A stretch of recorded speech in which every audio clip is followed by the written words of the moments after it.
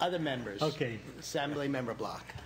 Chancellor Katehi, at other points in your career, you were primarily an engineer or primarily an educator.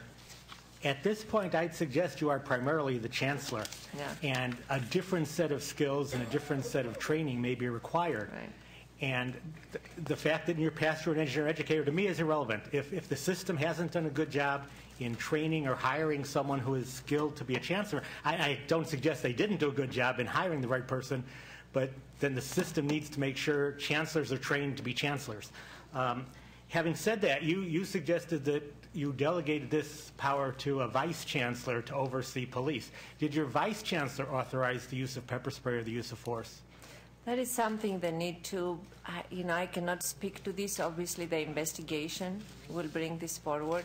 And I want to say that that is how it's done historically. It was not just a new change that I instituted on the campus. It has been that way for many years, I understand. But I can tell you that the results of the investigation will really explain at what level that decision was made. So we know that you didn't, but we don't know if it was made by the Vice Chancellor? Well, I would have to say that we will need to find exactly from the investigation at what level. I only need to remind you that, again, on our campus, all operational decisions are made by the chief of the police. And then the guidance to the officers is provided, according to our own policies, by the chief of the police.